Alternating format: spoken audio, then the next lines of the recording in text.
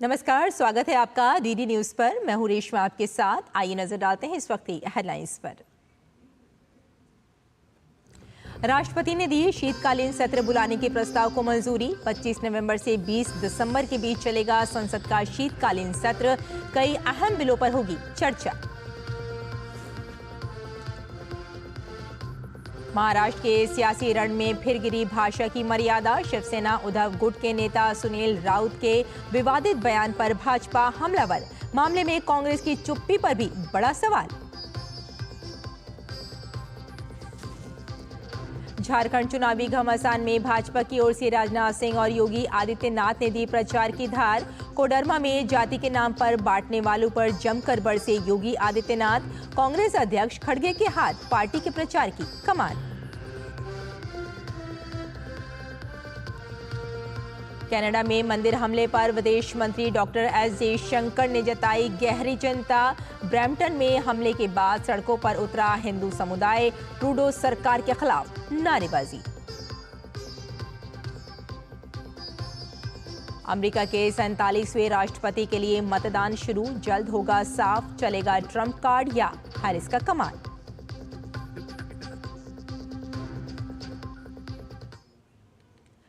और आइए अब विस्तार से खबरों पर नजर डालते हैं।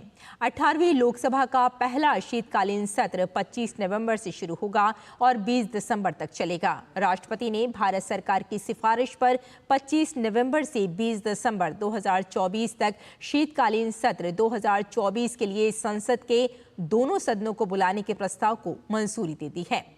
इस सत्र में कई महत्वपूर्ण बिल पेश किए जा सकते हैं। 26 नवंबर को संविधान दिवस पर संविधान को अपनाने की 75वीं वर्षगांठ पर संविधान सदन के सेंट्रल हॉल में कार्यक्रम मनाया जाएगा।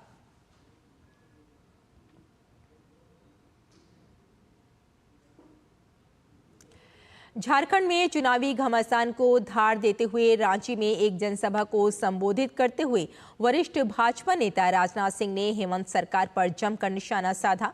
उन्होंने कहा कि हेमंत सोरेन के एक प्रस्तावक थे मंडल मुर्मू। उन्होंने प्रस्ताव किया था कि चुनाव लड़ेंगे, लेकिन उन्होंने हवा का रुख देखते हुए फैसला किया कि वे भाजपा का समर्थन करेंगे।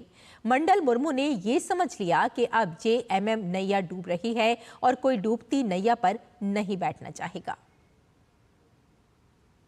झारखंड मुक्ति मोर्चा के सरकार के जो मुख्यमंत्री थे हेमंत सोरेन जी, उनके जो एक प्रस्तावक थे मंडल मुर्मू, प्रस्ताव किया था कि चुनाव लड़ेंगे, लेकिन हवा का रुख देखते हुए मंडल मुर्मू ने फैसला कर लिया कि हम प्रस्तावक से अपना नाम वापस लेते हैं और भारतीय जनता पार्टी का हम समर्थन करते हैं। मंडल मुर्मू ने इस बात को समझ लिया कि अब झारखंड मुक्ति मोर्चा की नैया डूब रही है।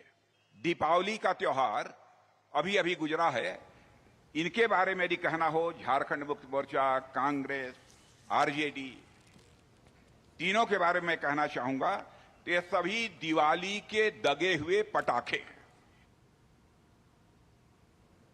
और उत्तर प्रदेश के मुख्यमंत्री योगी आदित्यनाथ ने झारखंड में धुआंधार जनसभाएं कर रहे हैं। इसी क्रम में जमशेदपुर में एनडीए प्रत्याशी सरयू राय के लिए एक चुनावी जनसभा को संबोधित किया। सीएम योगी आदित्यनाथ ने इंडी गठबंधन पर निशाना साधते हुए कहा कि जेएमएम सरकार के संरक्षण में बांग्लादेशी घुसपैठियों ने राज्य के डेमोग्राफी को बदल दिया है। कांग्रेस, आरजेडी, झारखंड मुक्ति मोर्चा का ये गठबंधन जो झारखंड के अंदर है, ये भ्रष्टाचार के फरिश्ते हैं। इन्होंने अपने शासनकाल में भ्रष्टाचार को पनपाया है और झारखंड में बालू माफिया, खनन माफिया, भू माफिया, कोल माफिया, लैंड माफिया और अब तो बांग्लादेशी घुसपैठियों को, रोहिंग्या को यहां पे घुसा करके झारखंड मुक्ति मोर्चा की सरकार ने यहां पे लब जिहाद और लैंड जिहाद को भी यहां पर डेमोग्राफी चेंज करने की एक साजिश का हिस्सा बना दिया है। कांग्रेस के राष्ट्रीय अध्यक्ष मल्लिकार्जुन खड़गे ने झारखंड के हजारीबाग में एक चुनावी रैली को संबोधित किया। मल्लिकार्जुन खड़गे ने इंडी गठबंधन के प्रत्याशी के लिए जनता से वोट की अपील की। बैकवर्ड क्लास के लोगों को 14% रिजर्वेशन है। सोरेन जी और सारे एमएलए ने मिलकर उसको 27% रिजर्वेशन बनाने के लिए प्रपोजल भेजा। वो गवर्नर के घर में पड़ी हुई है, धूल खा रही है। शेड्यूल कास्ट के 2% सीट बढ़ाने का प्रपोजल है, आदिवासियों का 2% बढ़ाने का उसमें है। ये सब छोड़ के जो तुम्हारे हाथ में है वो नहीं कर सकते तो तुम दूसरा क्या करोगे। सतारा जिले के पुणे बंगलौर हाईवे पर स्थित है कराड दक्षिण विधानसभा सीट। महाराष्ट्र की हाई प्रोफाइल सीटों में से एक है। ये क्षेत्र कांग्रेस का गढ़ रहा है। कांग्रेस के पूर्व मुख्यमंत्री पृथ्वीराज चव्हाण यहां से 2 बार के विधायक हैं, तो भाजपा ने यहां से कृष्णा ग्रुप के डॉक्टर अतुल बाबा भोसले को मैदान में उतारकर मुकाबले को रोचक बना दिया है। क्या है कराड दक्षिण सीट का सियासी मिजाज, देखते हैं हमारे संवाददाता धीरज कुमार की इस खास रिपोर्ट में। 99% बागियों ने तो नामांकन वापस ले लिया है। अब बहुत कम बागी बचे हैं। जो 1% बचे हैं उनको ऊपर हम कार्रवाई करेंगे।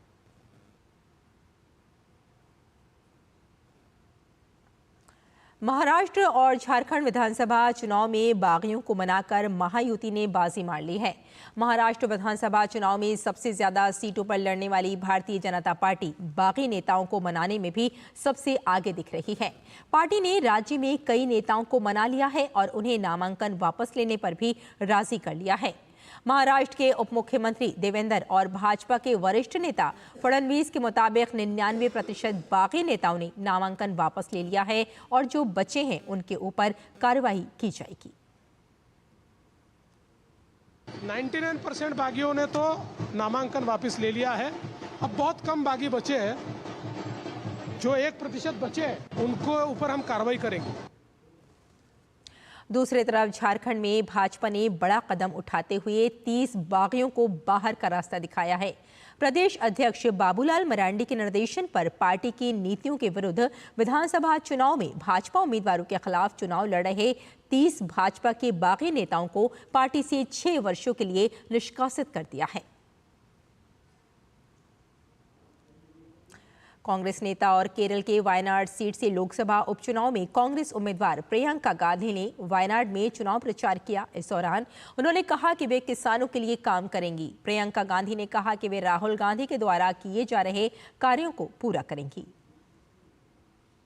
Focus should be on food processing, improving the situation of farmers here, especially creating more opportunities through marketing properly and packaging and food processing one side, and the other on tourism. I will continue everything that he has been fighting for, and all the issues that are here that he has been working hard to resolve, I will continue that one. और यहाँ लेते हैं एक छोटा सा break, जल्द हाजिर होते हैं। आप देखते रहिए DT न्यूज़।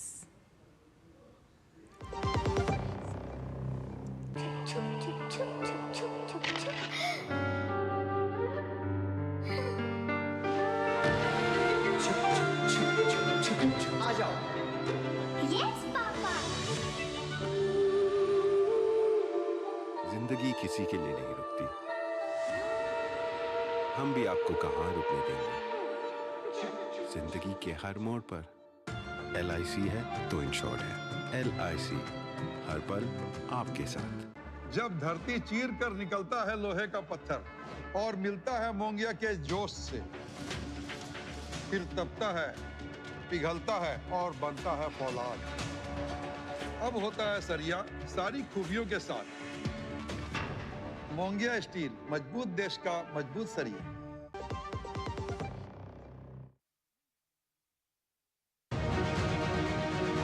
कौन होगा व्हाइट हाउस का बॉस?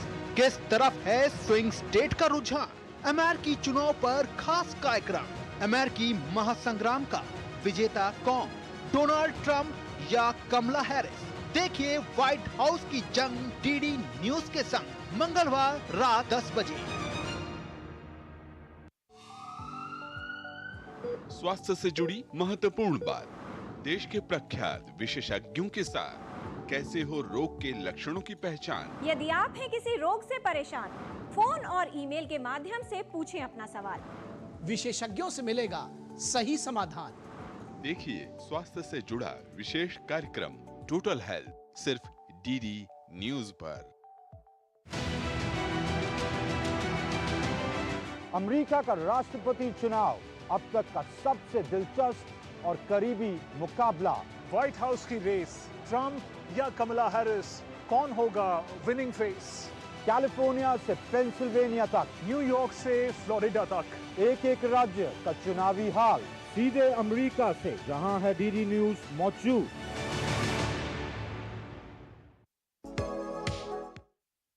का स्वागत है। आइए आगे बढ़ते हैं। एनसीपी एसपी के अध्यक्ष शरद पवार ने संसदीय राजनीति से संन्यास लेने के संकेत दिए हैं। बारामती में अपने पोते के लिए आयोजित सभा को संबोधित करते हुए उन्होंने कहा कि अब तक मैं 14 चुनाव लड़ चुका हूं और कितना लड़ना है, कहीं तो रुकना ही चाहिए। उन्होंने कहा कि नई पीढ़ी आगे आए, ये सूत्र लेकर मैंने काम करना शुरू कर दिया है। इस सभा में शरद पवार ने अपने पोते योगेंद्र पवार के समर्थन में वोट मांगा, जो आगामी महाराष्ट्र विधानसभा चुनावों में बारामती के मौजूदा विधायक और उप मुख्यमंत्री अजीत पवार को चुनौती देने के लिए तैयार हैं। शरद पवार ने संसदीय राजनीति से संन्यास लेने के लिए संकेत दिए हैं और बारामती में अपने पोते के आयोजित सभा में संन्यास लेने के उन्होंने बात की। आगे बढ़ते हैं। शिवसेना यूबीटी नेता सुनील राउत द्वारा चुनाव प्रचार के दौरान शिवसेना शिंदे गुट की महिला उम्मीदवार सुवर्णा करंजे को बकरी कहने पर बवाल मच गया है। शिवसेना उम्मीदवार शाइना एनसी ने सुनील राउत पर हमला बोला है। उन्होंने कहा कि महिला शक्ति का रूप है। उबाटा सेना लगातार महिलाओं का अपमान कर रही है। महिला को बकरी बुलाना निंदाजनक है। मुंबई और महाराष्ट्र की जनता मुंह तोड़ जवाब देगी इस महाविनाश अघाड़ी पार्टी को। महिला शक्ति का रूप है और ये उबाटा सेना हमारा अपमान लगातार करते जा रहे हैं। महिला को बकरी बुलाना, मुझे लगता है ये ना सिर्फ निंदाजनक है, महाराष्ट्र की हर एक महिला उठ के मुंह तोड़ जवाब देगी। एक तरफ माल, एक तरफ बकरी, कहाँ से निकल रही है ये मनस्थिति और मानसिकता। और कांग्रेस पार्टी जिनका अलायंस है, कांग्रेस में चुप्पी। एक तरफ प्रियंका गांधी बोलती है लड़की हूँ, लड़ सकती हूँ, कहाँ लड़ रहे हैं, बल्कि आप हमें ख़त्म करने पे उतरे हैं, लेकिन हम ख़त्म नहीं होंगे। हम कोई बकरी या माल नहीं है, हम देश की बेटी है, देश की बहन। और यहाँ तक मैं कहूँगी कि मुंबई और महाराष्ट्र मुंह तोड़ जवाब देगी इस महाविनाश अघाड़ी को।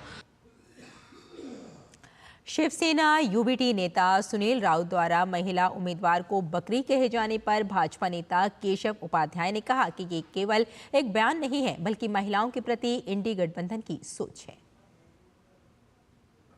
ये सारा जो है ये महाविकास आघाड़ी के नेताओं की विकृत मानसिकता का प्रदर्शन है। आपको याद है कल भी कोल्हापुर में भी जब एक महिला ने, और वो राजघराने की महिला है, उनने फॉर्म वापस लेने की कोशिश की तो दम नसेल तर भरला कशाला, इस प्रकार की भाषा, अगर आप में दम नहीं था तो आपने फॉर्म क्यों भरा, इस प्रकार की भाषा कांग्रेस के सतेज पाटिल ने की, बंटी पाटिल ने की। फिर उसके बाद आज संजय राउत के भाई ने कमेंट की।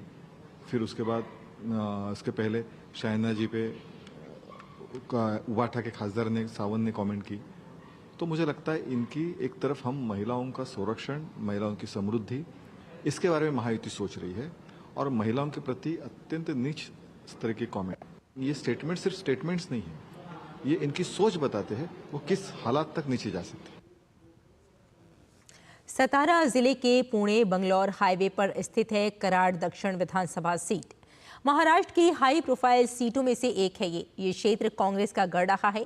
कांग्रेस के पूर्व मुख्यमंत्री पृथ्वीराज चौहान यहां से 2 बार के विधायक हैं, तो भाजपा ने यहां से कृष्णा ग्रुप के डॉक्टर अतुल बाबा भोसले को मैदान में उतारकर मुकाबले को रोचक बना दिया है। क्या है कराड़ दक्षिण सीट का सियासी मिजाज, देखते हैं हमारे संवाददाता धीरज कुमार की इस खास रिपोर्ट में। सतारा जिले के कराड़ दक्षिण विधानसभा सीट महाराष्ट्र की हाई प्रोफाइल सीटों में से एक है। ये सीट कांग्रेस की परंपरागत सीट रही है। 1952 से अब तक 3 विधायकों ने इस क्षेत्र का प्रतिनिधित्व किया है, जिसमें कांग्रेस के पूर्व मुख्यमंत्री पृथ्वीराज चौहान 2 बार यहां से जीत हासिल कर चुके हैं और तीसरी बार के लिए चुनावी दंगल में है। साल 2010 से 2014 तक महाराष्ट्र के मुख्यमंत्री रहे पृथ्वीराज चौहान को भरोसा है अपने कार्यकाल के दौरान किए गए कार्यों पर। बेरोजगारी का बहुत बड़ा प्रश्न है, किसानों की हालत बदतर है, उनको उचित समर्थन मूल्य नहीं मिल पा रहा है। विधानसभा चुनाव में स्थानिक विकास के मुद्दे पर ज्यादा जोर होता है। 2019 के विधानसभा चुनाव में पृथ्वीराज चौहान 9,130 मतों से शिकस्त खाए। पेशे से डॉक्टर बीजेपी के डॉक्टर अतुल बाबा भोसले एक बार फिर चुनावी मैदान में हैं। अतुल बाबा के लिए उमड़ा अपार जनसमूह बताने के लिए काफी है कि पृथ्वीराज चौहान की पुरखों की जमी जमाई कराड़ दक्षिण की जमीन दरकने वाली है। मुख्यमंत्री रहते हुए भी पृथ्वीराज चौहान क्षेत्र में कोई औद्योगिक इकाई नहीं जमा पाए। हर हाथ रोजगार के लिए तरस गए, सड़कें बदहाल रहीं। अतुल बाबा भोसले दावा करते हैं कि NHAI ने पुणे बेंगलोर हाईवे पर बन रहे फ्लाईओवर को हरी झंडी दी। कुछ रोजगार सहकारिता ने दिए हैं। जनता मानती है कि अतुल बाबा ने बिना विधायक विधान परिषद बने क्षेत्र में 750 करोड़ के बजट विकास कार्य के लिए लाए। कृष्णा ग्रुप के कृष्णा विश्व विद्यापीठ, कृष्णा बैंक और धर्मार्थ कृष्णा अस्पताल ने रोजगार के अलावा मुफ्त स्वास्थ्य जैसी सेवाएं दी हैं। MIDC का विस्तार हो, बड़े उद्योग कराड़ के MIDC में आए और यूथ की एम्प्लॉयमेंट अच्छे तरीके से हो। कोई बड़ा इंडस्ट्री इधर आती है तो बड़े इंडस्ट्री को लगने वाला जो रॉ मटेरियल है, जो एक्सेसरीज है, जो स्पेयर पार्ट्स है, उसके लिए एंसिलरी इंडस्ट्री भी कराड़ के लगत स्थापित हो। राजनीतिक पंडित मानते हैं कि इस बार कराड़ दक्षिण में असंतुष्टों की लंबी फौज खड़ी हुई है। जनता की ओर से 2019 में बदलाव के बीज बोए गए थे जो फलीभूत नहीं हुए, लेकिन 2024 आते आते शिक्षा, स्वास्थ्य और रोजगार ने बदलाव के बीज अंकुरित कर दिए हैं। अभी दक्षिण कराड़ का जो समीकरण राजनीतिक हो गया है, भाजपा और महायुति के पक्ष में थोड़ी सी हवा चल रही है। अब सवाल है कि क्या कांग्रेस के दिग्गज पृथ्वीराज चौहान को जनता की नाराजगी भारी पड़ती है या फिर अतुल बाबा भोसले की सहकारी और धर्मार्थ स्वास्थ्य सेवाएं उन्हें जीत की दहलीज तक ले जाएंगी। 23 नवंबर को यहां की जनता तय करेगी कि कराड़ दक्षिण में इतिहास बनेगा या इतिहास दोहराया जाएगा। बीजेपी के अतुल भोसले को अगर यहां से जीत मिलती है तो यहां इतिहास बनेगा, लेकिन अगर एक बार फिर पृथ्वीराज चौहान को जीत मिलती है तो इतिहास दोहराया जाएगा। कैमरामैन सुमित धीमान के साथ धीरज कुमार, DD न्यूज, कराड़ दक्षिण। और यहाँ रुकते हैं एक छोटे से ब्रेक के लिए, जल्द हाजिर होते हैं। आप देखते रहिए DD न्यूज।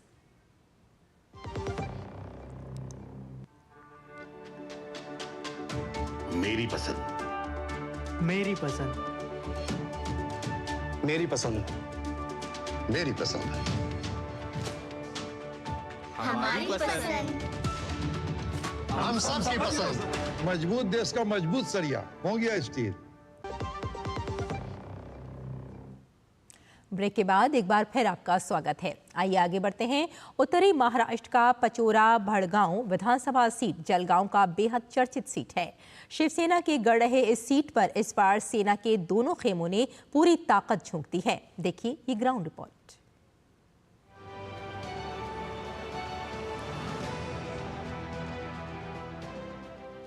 पचोरा भड़गांव निर्वाचन क्षेत्र पिछले 2 दशक से शिवसेना का गढ़ रहा है। विधायक किशोर पाटिल 2014 और 2019 में लगातार 2 बार चुने गए हैं।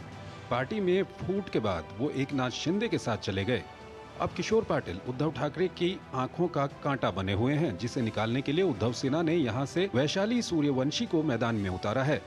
वैशाली जहां एकनाथ शिंदे के खिलाफ जमकर बयानबाजी करते हुए ये दावा कर रही हैं कि सभी शिव सैनिक उद्धव ठाकरे के साथ हैं, और वहीं किशोर पाटिल शिंदे के नेतृत्व में चली 2.5 साल की सरकार की उपलब्धियां गिना रहे हैं। शिवसेना प्रमुख बालासाहेब ठाकरे ने पार्टी की सारी जिम्मेदारियां उद्धव साहब को सौंपी थी। सभी बाला साहब के वफादार शिव सैनिक उद्धव साहब के साथ है, इस चुनाव मतदाता उन्हें सबक सिखाएंगे। महाविकास आघाड़ी और उद्धव साहब की जो सरकार है इस महाराष्ट्र में आने वाली है, ये 200% मुझे आत्मविश्वास है। 2.5 साल उद्धव जी ठाकरे साहब ये राज्य के मुख्यमंत्री थे और 2.5 साल ये राज्य के मुख्यमंत्री आदरणीय शिंदे साहब जी मुख्यमंत्री थे। अगर उद्धव जी को पूछा कि आपने 2.5 साल में क्या किया तो उसका जवाब 0 है। और अगर आप आदरणीय एकनाथ जी शिंदे साहब जी को पूछेंगे तो ये महाराष्ट्र का एक भी ऐसा घटक बचा नहीं कि उसके लिए शिंदे साहब ने कुछ किया नहीं है। ये जो पूरे महाराष्ट्र के नारी का सम्मान उन्होंने किया है वो तो इतना अजब है कि वो सिर्फ महाराष्ट्र में इतिहास नहीं बल्कि पूरे देश में एक उन्होंने इतिहास रचा है। दिलचस्प ये भी है कि दोनों प्रतिद्वंद्वी रिश्ते में भाई बहन हैं। दरअसल वैशाली सूर्यवंशी किशोर पाटिल के राजनीतिक गुरु और उनके चाचा तात्या साहेब आर.ओ. पाटिल की बेटी हैं। यहाँ ये देखना होगा कि क्या शिवसेना के विभाजन के बाद मिली सहानुभूति और एंटी इनकम्बेंसी का फायदा वैशाली सूर्यवंशी को मिल पाता है या फिर इस विधानसभा क्षेत्र में हुए विकास के दम पर किशोर पाटिल मैदान मार लेते हैं। 5 विधानसभा सीटों पर सेना बनाम सेना का दिलचस्प मुकाबला चलेगा। उसमें सबसे मजेदार मुकाबला जो है वो पाचोरा विधानसभा सीट पर होगा जो कि जलगांव में आता है। यह मुकाबला इसलिए दिलचस्प नहीं होगा क्योंकि यहाँ पे भाई और बहन कंटेस्ट कर रहे हैं एक दूसरे के खिलाफ, बल्कि इसलिए महत्वपूर्ण होगा क्योंकि उद्धव ठाकरे, आदित्य ठाकरे और संजय राउत यहाँ पर पिछले 2.5 सालों में करीब 10 आम सभाएं कर चुके हैं। ऐसे में ये मामला सीधे सीधे प्रतिष्ठा का विषय बन चुका है। अपने सहयोगी कपिल के साथ मैं योगेश कुमार शीतल, दूरदर्शन समाचार, उत्तरी महाराष्ट्र। और अल्मोड़ा में कल हुई बस दुर्घटना में घायल 2 मरीजों को आज हेलीकॉप्टर से एम्स ऋषिकेश लाया गया।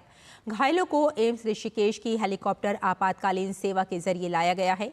प्रधानमंत्री नरेंद्र मोदी ने 29 अक्टूबर को एम्स ऋषिकेश से हेलीकॉप्टर आपातकालीन सेवा का शुभारंभ किया था। इसके तहत प्रदेश के किसी भी क्षेत्र से अति गंभीर रूप से बीमार या हादसे में घायल व्यक्ति को हेली एम्बुलेंस की मदद से एम्स ऋषिकेश में पहुंचाया जा सकता है।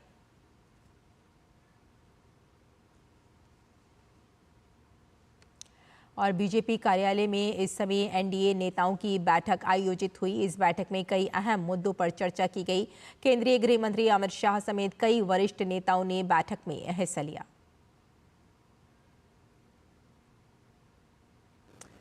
और राष्ट्रपति द्रौपदी मुर्मू ने भारत के सर्वोच्च न्यायालय के 3 प्रकाशनों का विमोचन किया। इसमें justice for nation, prince in India और legal and through law school 3 प्रकाशन शामिल हैं। राष्ट्रपति ने कार्यक्रम को संबोधित करते हुए कहा कि कानूनी सहायता क्लिनिक युवाओं को कानूनी शिक्षा प्रदान करने और समाज के कमजोर वर्ग के प्रति संवेदनशील बनाने में मदद करेंगे।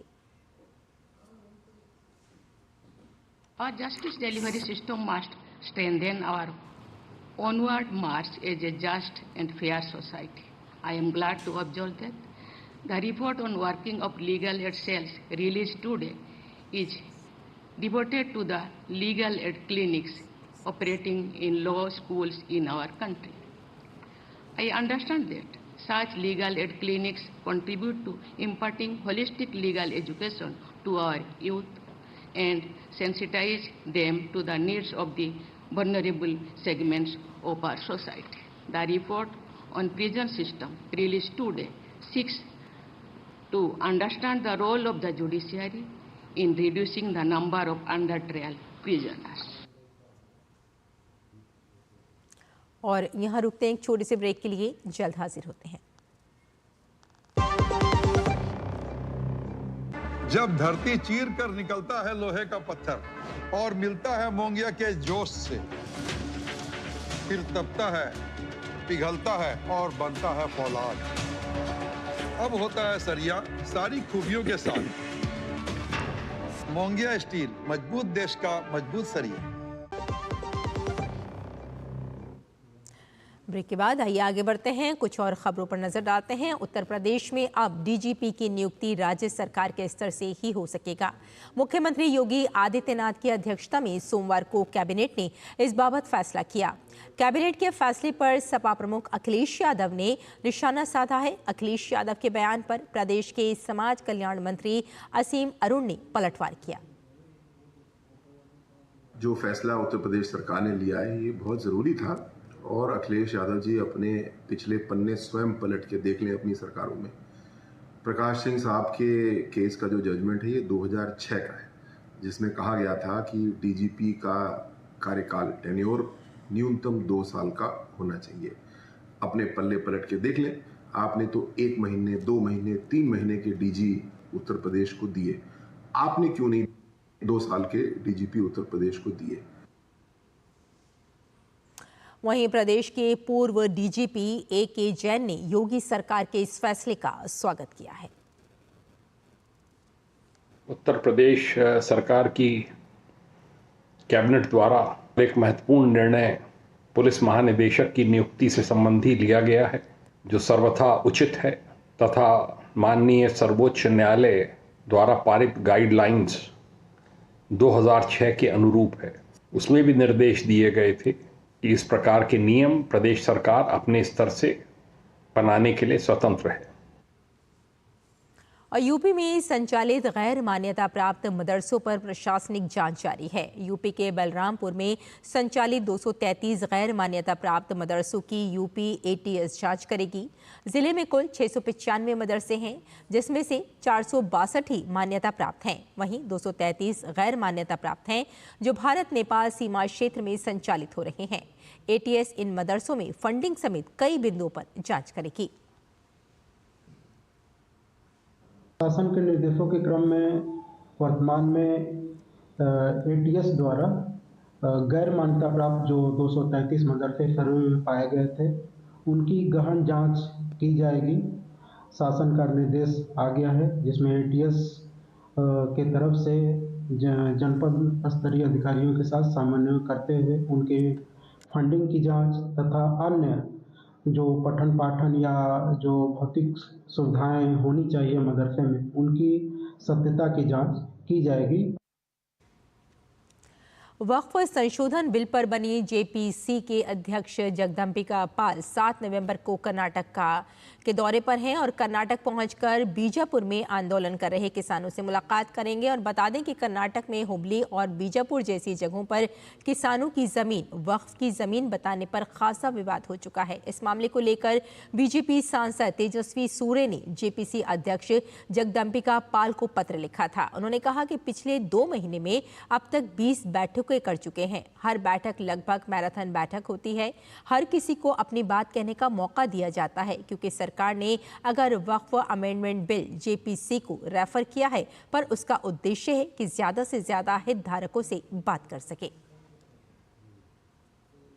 मुझे लगता है कि वक्फ अमेंडमेंट बिल जिसको जेपीसी को 22 तारीख को रेफर किया गया, पिछले 2 महीने में हम अब तक लगभग 20 बैठकें कर चुके हैं। हर बैठकें आप मैराथन बैठक होती है, सुबह 11 बजे शाम तक सबको बोलने का अवसर देते हैं। जितने लोगों को कहा जा रहा है, हमारे कोई मेंबर ऑफ पार्लियामेंट चाहे पोजीशन के हों चाहे रूलिंग पार्टी, जिसको कहते हैं कि इसको विटनेस के रूप में अपेयर कर लीजिए, क्योंकि सरकार ने अगर जेपीसी वक्फ अमेंडमेंट बिल जेपीसी को रेफ़र किया तो उसका उद्देश्य है कि ज़्यादा से ज़्यादा स्टेक होल्डर से, हितधारकों से बात कर सके। भाजपा के सांसद तेजस्वी सूर्या के अनुरोध पर जेपीसी अध्यक्ष जगदम्बिका पाल कर्नाटक दौरे पर जा रहे हैं। जेपीसी अध्यक्ष कर्नाटक पहुंचकर बीजापुर में आंदोलन कर रहे किसानों से मुलाकात करेंगे। मैंने 1 हफ्ते पहले जेपीसी चेयरमैन को इस मुद्दे के संबंध में एक चिट्ठी लिखा था और मैं उनसे निवेदन किया था कि वो कर्नाटक आए, हुबली, बीजापुर और अलग अलग ज़िले का प्रवास करे और किसानों के साथ बातचीत करे। चेयरमैन साहब ने अपने रिक्वेस्ट को मानकर 7 तारीख को कर्नाटका आने का फैसला लिए हैं और 7 तारीख को कर्नाटका में, हुबली में और बीजापुर में वहाँ के पीड़ित किसानों के साथ वो बातचीत करेंगे, उनके पिटिशंस को वो स्वीकार करेंगे और उनके शिकायतों को जेपीसी के सामने रखने का प्रयास हम करेंगे। और भारत में 3 नए कानूनों पर ICPS द्वारा आयोजित प्रशिक्षण कार्यक्रम में लोकसभा अध्यक्ष ओम बिरला ने भारत में कार्यरत दूतावासों के अधिकारियों को संबोधित किया। इस मौके पर लोकसभा अध्यक्ष ओम बिरला ने कहा कि 3 नए आपराधिक कानून सदन और स्थायी समिति में विस्तृत विचार विमर्श और जन भागीदारी के बाद पारित किए गए हैं। इस दौरान उन्होंने भारतीय न्याय संहिता, भारतीय नागरिक सुरक्षा संहिता और भारतीय साक्ष्य अधिनियम के रूप में 3 नए आपराधिक कानूनों के उद्देश्य को न्याय व्यवस्था के लिए सुलभ व जनता के हितैषी बताया। जब 3 कानून बनाने का विषय आया तो उसमें भी बड़ी व्यापक चर्चा की गई, लंबे समय तक व्यापक चर्चा की गई। लगातार 2 वर्ष तक कानून बनाने के लिए व्यापक मंथन चर्चा की गई और जो कानून और उस कानून का जिन पर प्रभाव पड़ने वाला है उन सभी स्टेक होल्डरों से भी अलग अलग चर्चा की गई।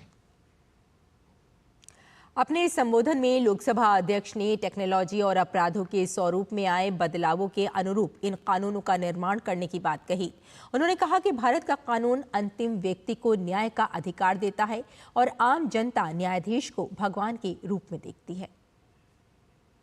दुनिया के अंदर भारत एक ऐसा देश है जहां पर कोई भी संविधान में परिवर्तन करना हो तो संसद में 2/3 मेजोरिटी से ही परिवर्तन हो सकता है और दोनों सदनों के अंदर,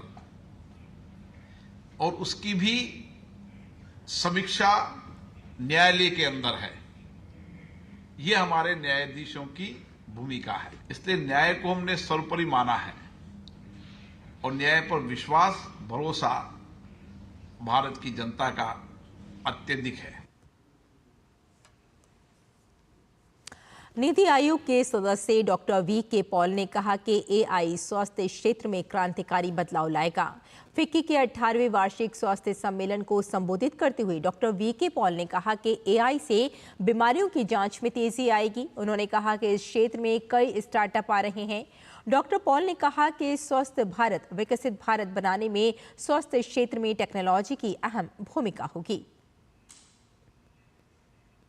भारत में बहुत सारे स्टार्टअप्स, एकेडमिक इंस्टीट्यूशंस और इसी तरह से industry rising to the occasion और कुछ AI बेस्ड टूल्स अब ऐसे भी पहुंच चुके हैं जो कि उनका इस्तेमाल किया जा सकता है। फिजिशियन असिस्टेंट है जो कि इंफॉर्मेशन पेशेंट से जो मिलते हैं उसका फैसला करने में मदद देता है।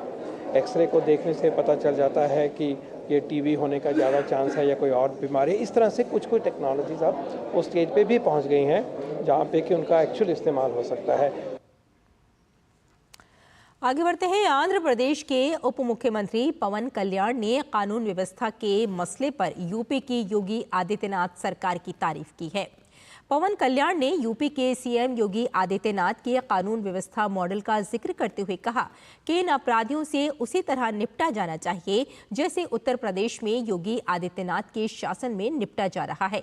पवन कल्याण ने कानून व्यवस्था के मसले पर अपनी ही सरकार पर सवाल खड़े किए हैं। पिथापुरम विधानसभा क्षेत्र में एक सार्वजनिक सभा को संबोधित करते हुए उन्होंने राज्य में कानून व्यवस्था की स्थिति पर चिंता जाहिर की। पवन कल्याण ने कहा कि अगर वे राज्य के गृह मंत्री होते तो स्थिति अलग होती। कल्याण की इस टिप्पणी को राज्य की गृह मंत्री वांगलापुड़ी अनीता की आलोचना के तौर पर देखा जा रहा है।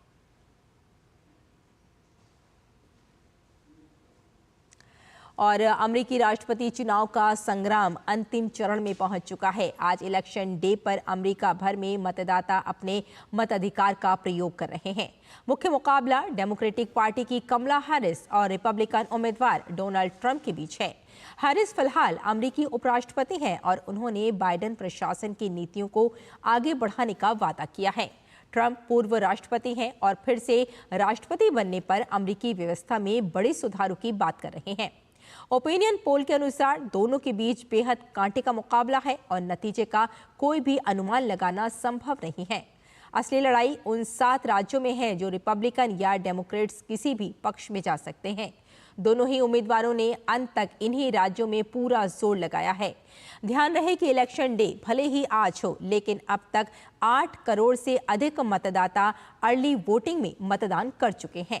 अधिकतर राज्यों में मतदान भारतीय समय के अनुसार बुधवार सुबह 6:30 बजे के आसपास संपन्न होगा। इसके बाद नतीजे आने शुरू होंगे। और तीसरे भारतीय अंतरिक्ष सम्मेलन का नई दिल्ली में शुभारंभ हो गया है। भारतीय अंतरिक्ष संघ 5 से 7 नवंबर 2024 तक भारतीय अंतरिक्ष सम्मेलन के तीसरे संस्करण की मेजबानी कर रहा है। सम्मेलन को संबोधित करते हुए पृथ्वी विज्ञान मंत्री जितेंद्र सिंह ने कहा कि भारत का अंतरिक्ष क्षेत्र दूसरे क्षेत्रों के लिए भी रास्ते खोल रहा है। साथ ही उन्होंने बताया कि इसरो दिसंबर में यूरोपियन स्पेस सेंटर की एक सैटेलाइट का भी प्रक्षेपण करेगा। Contribution of the space sector in the recent years is that it has brought India as a frontline nation as far as our scientific achievements are concerned, our innovations are concerned. Because of these space achievements, we are being taken seriously even in other sectors. I just want to announce that India is going to launch European Space Agency satellite next month. This is called PROBA. So we've already launched 2 of those satellites, PROBA 1 and PROBA 2, but they were Earth observatory satellites. This one is going to be the Sun satellite. So India and Europe are together going to reach out to Sun. Rail से यात्रा करने वाले लोगों को छठ पर्व पर उनके अपनों से मिलाने के लिए भारतीय रेलवे द्वारा इस बार विशेष व्यवस्था की गई है। छठ पर भारतीय रेलवे की ओर से 7,435 छठ पूजा स्पेशल ट्रेनों का परिचालन किया जा रहा है। नई दिल्ली रेलवे स्टेशन से उत्तर प्रदेश, बिहार सहित अन्य राज्यों के लिए विशेष गाड़ियों को संचालित किया जा रहा है। इन सभी ट्रेनों में एसी स्लीपर के साथ बड़ी संख्या में जनरल कोच लगाए गए हैं। जनरल और स्लीपर क्लास के यात्रियों को अलग अलग गेट से प्रवेश दिया जा रहा है, जिससे यात्रियों को असुविधा न हो। साथ ही ट्रेन के कोच में बैठने के लिए एक एक करके यात्रियों को भेजा जा रहा है, जिससे भगदड़ की स्थिति न हो। नई दिल्ली रेलवे स्टेशन पर यात्रियों की सुगम यात्रा के लिए किए गए इंतजामों का जायजा लिया हमारे सहयोगी अमरेंद्र गुप्ता ने। मैं इस समय नई दिल्ली रेलवे स्टेशन पर हूँ और इस वक्त जो 4 दिवसीय छठ महायात्रा है उसको लेकर भारतीय रेलवे ने खासी तैयारियां की हैं और इस वक्त प्लेटफॉर्म पर नई दिल्ली दरभंगा एक्सप्रेस आ चुकी है और ये जो ट्रेन है बिहार के दरभंगा की ओर जा रही है और खासकर भारतीय रेल ने इस दौरान खासी व्यवस्थाएं की। आप देखिए कि ये स्लीपर का कोच है और स्लीपर के कोच में उन यात्रियों की जिनकी टिकटें कंफर्म है, बाकायदा जो आरपीएफ के जवान हैं उनको उस ट्रेन में एंट्री करा रहे हैं, यानी कि जिनकी टिकट कंफर्म है उनकी एंट्री प्लेटफॉर्म से हो गई है और अब आरपीएफ और रेलवे के जो रेल सेवक है और जो रेलवे के स्टाफ है उनके साथ सुगम तरीके से अपनी यात्रा कर सके और ट्रेन में एंट्री की जाए, उसको लेके आरपीएफ ने जो आरपीएफ के जवान हैं बैरिकेडिंग बना के बैरिकेडिंग के इधर जो जिनकी ट्रेन नहीं है वो इस साइड वेट कर रहे हैं और उनकी जब ट्रेन आती है तो आरपीएफ के लोग उनको बाकायदा दूसरी साइड बैरिकेडिंग के दूसरी साइड लेकर आते हैं और इसी तरीके से रेल सेवक हैं जो रेलवे के कर्मचारी और अधिकारी हैं बाकायदा किसी भी तरह से कोई दिक्कत ना हो उसको लेकर खास इंतजाम किए गए हैं। आप कहाँ जा रहे हैं सर? बिहार। इसमें पहले से अच्छी सुविधा बहुत सुविधा इतनी तारीफ करने वाली है बात जो बहुत अच्छी लगी है सुविधा जो मैं अभी 10 मिनट पहले आया हूँ मैं और मैं पकड़ रहा हूँ आराम से। अच्छा सुविधा इस समय अच्छा है, इस साल बहुत अच्छा है। आराम से हम बैठ गए, कोई धक्का मुक्की नहीं। सारे इस बार मैंने देखा हूँ बहुत बढ़िया व्यवस्था है। पुलिस प्रशासन को भी धन्यवाद देना चाहते हैं। हाँ सर इस बार व्यवस्था बढ़िया है, अच्छा लगा। सुरक्षा के लिए हमारे पुलिस प्रशासन काफी हमारे लिए काम किया। इस बार की छठ पर्व में बहुत इन्होंने सुविधा दिया। ड्राइव किया यहाँ पर तो हमने देखा पहले से ज्यादा काफी ज्यादा अच्छी फैसिलिटीज हो रखी हैं। जैसे हर जगह पुलिस ऑफिसर्स लगे हुए हैं और टीटीज वगैरह लगे हैं। जैसे कोई भी दिक्कत के लिए हेल्प बूथ है, मेडिसिन बूथ है, फर्स्ट एड बूथ है।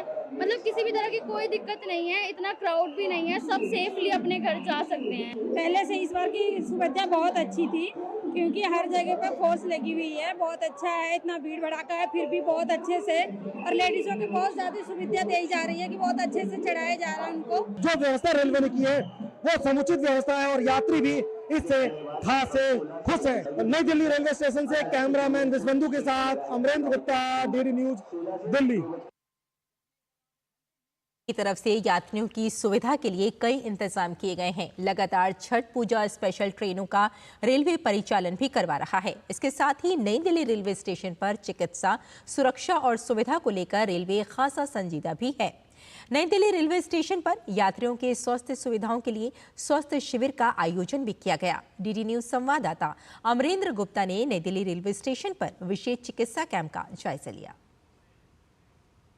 के दौरान जो यात्रियों की सुविधा के लिए भारतीय रेल ने खास व्यवस्थाएं की हैं और प्लेटफॉर्म पर भी प्राथमिक चिकित्सा सेंटर्स बनाए गए हैं और नई दिल्ली के प्लेटफॉर्म पर हम देख सकते हैं कि भारतीय रेल ने एक प्राथमिक चिकित्सा सेंटर बनाया है जहां बाकायदा डॉक्टर्स की टीम है जो भी पेशेंट, जो भी यात्री हैं, अगर उनको कोई तकलीफ है वो इस काउंटर पर आ रहे हैं और वो दवाइयां ले रहे हैं। बाकायदा चिकित्सक उनसे बात करके उन्हें दवाइयां मुहैया करा रहे हैं और उसके बाद वो अपने गंतव्य की ओर जा रहे हैं। क्या दिक्कत हो गई आपको?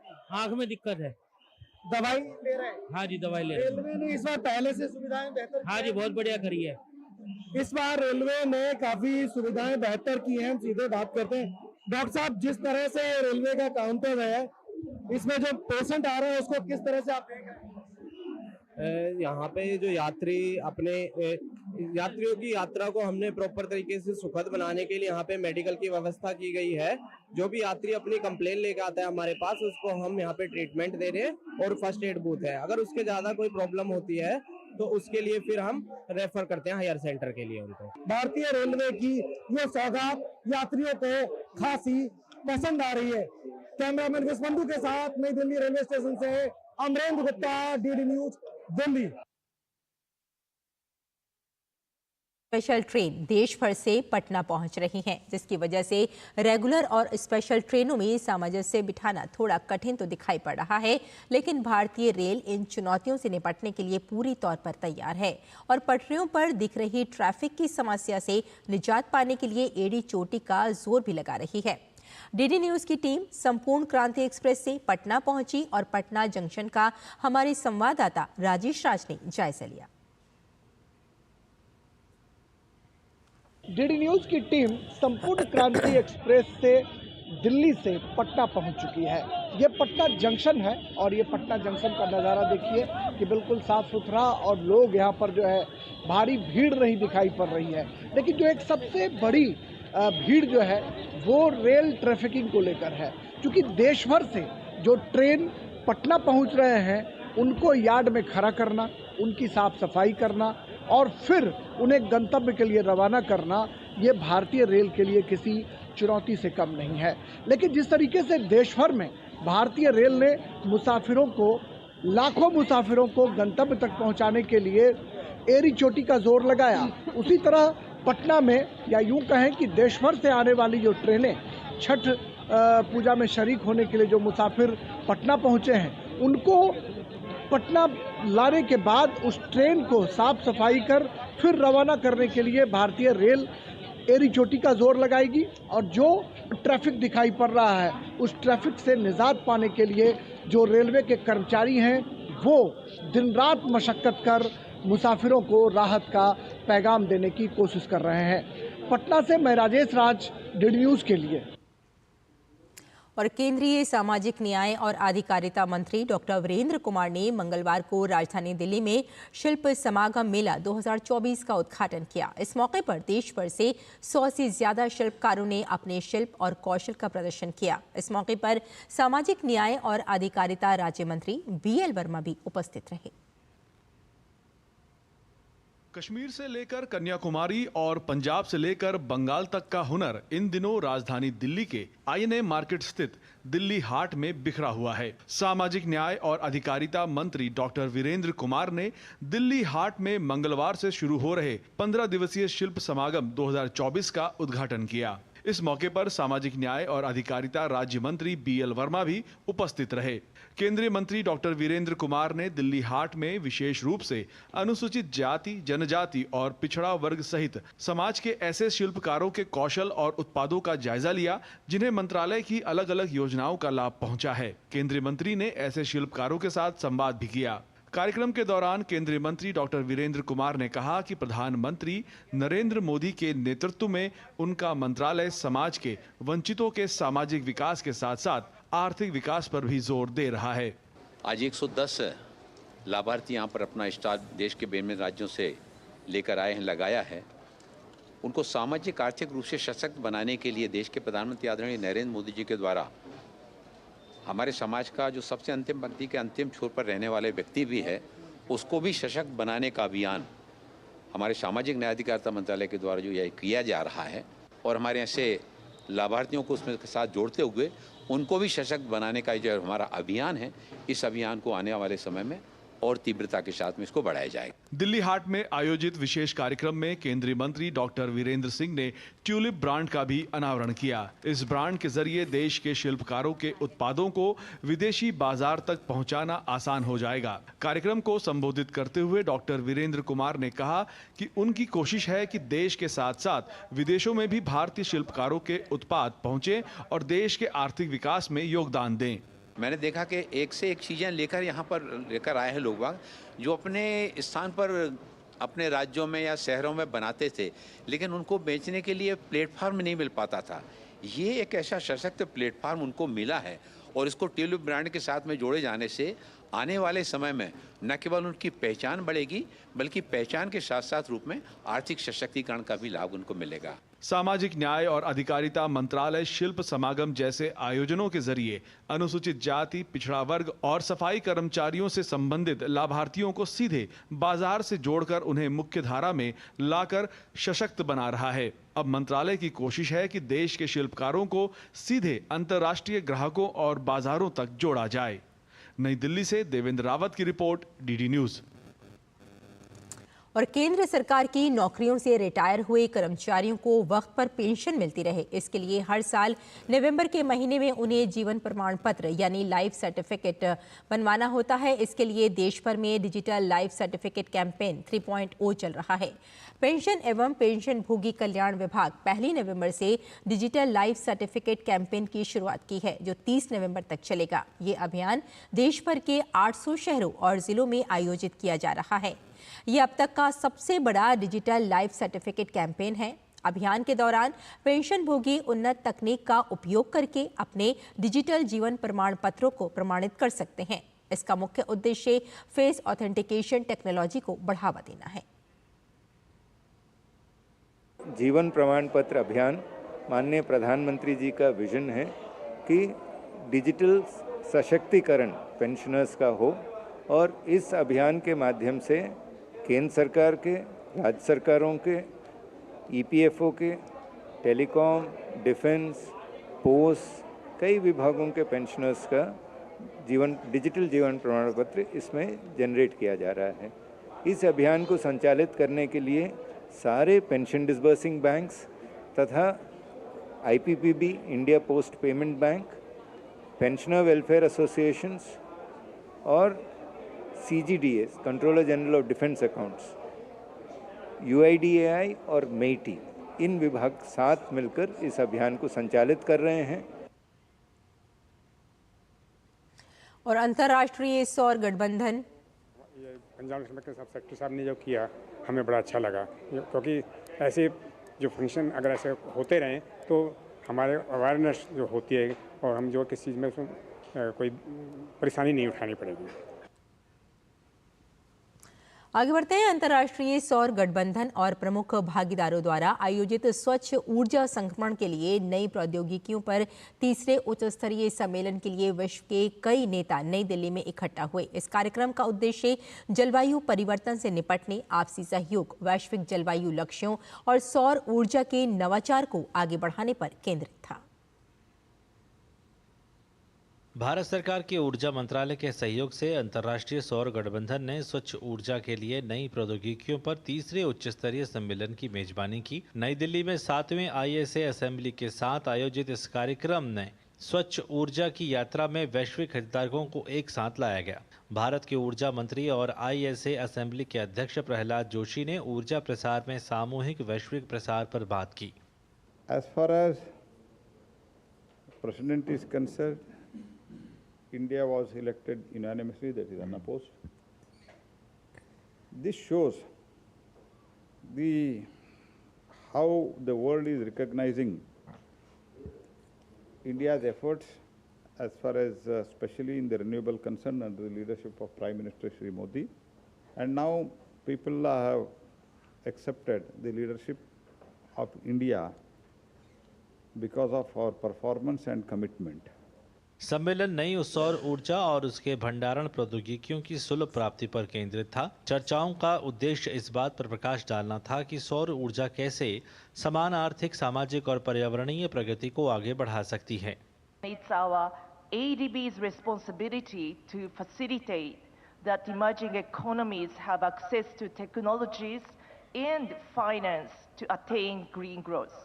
Cost of solar PV has declined by over 80% in the last decade to about 5 cents per kilowatt hour.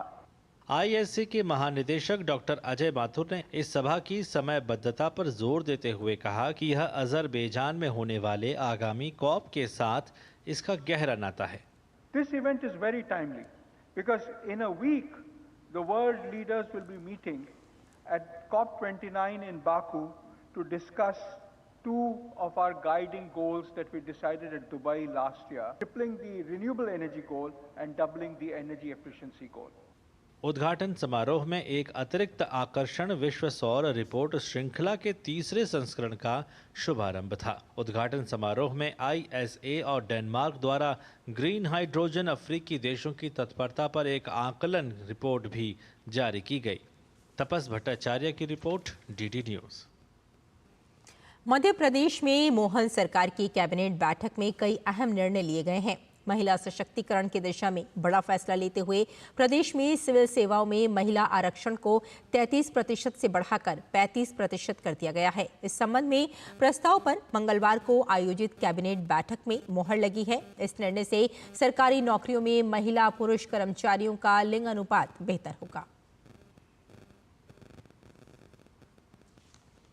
महिलाओं की नियुक्ति के लिए 33% का जो रिजर्वेशन था उसको 35% किया गया है। बहुत ही महत्वपूर्ण निर्णय है महिला सशक्तिकरण की दिशा में कि अब मध्य प्रदेश में 35% रिजर्वेशन रहेगा नियुक्तियों में।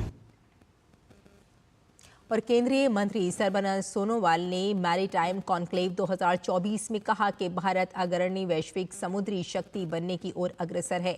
उन्होंने इस बात पर भी प्रकाश डाला कि सरकार की पहलों से इस क्षेत्र में भारी उछाल आया है। सर्बानंद सोनोवाल ने कहा कि भारत की बंदरगाह प्रबंधन क्षमता पिछले दशक में दोगुनी हो गई है। Our vision to harness India's maritime potential and transform itself into a blue economy, generating wealth, employment and social welfare from its inland waterways and ocean resources. Already, the nation states on the Indian Ocean, littoral and even beyond are looking towards India to take up a pivotal role, not only in providing security to the sea lane of commerce, but also to actively trade with a fast-growing India. प्रधानमंत्री नरेंद्र मोदी के 2036 में भारत में Olympic और Paralympic खेलों की मेजबानी करने के सपने को सच करने की दिशा में भारत ने एक महत्वपूर्ण कदम आगे बढ़ाया है। सूत्रों के मुताबिक भारतीय ओलंपिक संघ ने 1 अक्टूबर 2024 को भावी मेजबान आयोग अंतर्राष्ट्रीय ओलंपिक समिति को औपचारिक रूप से आशय पत्र भेजा है। इस पत्र में 2036 में ओलंपिक और पैरालंपिक खेलों की मेजबानी करने में भारत की रुचि व्यक्त की गई है। ये ऐतिहासिक अवसर देश में आर्थिक विकास, सामाजिक प्रगति और युवा सशक्तिकरण को बढ़ावा देते हुए वृहद लाभ ला सकता है।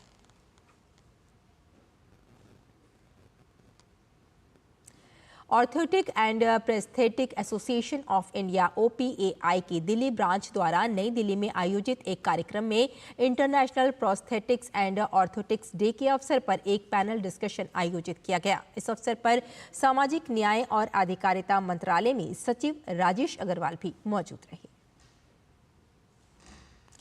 आगे बढ़ते हैं। आईसीसी ने महिला क्रिकेट को लेकर फ्यूचर टूर प्रोग्राम FTP की घोषणा कर दी है। भारतीय टीम फ्यूचर टूर प्रोग्राम 2025-29 में इंग्लैंड, ऑस्ट्रेलिया, बांग्लादेश और जिम्बाब्वे की मेजबानी करेगा। इसके आधार पर आईसीसी महिला चैंपियनशिप का चौथा सीजन भी खेला जाएगा। यही नहीं, आईसीसी के कुछ प्रमुख टूर्नामेंट और कुछ ट्राई सीरीज भी इसमें शामिल होंगी।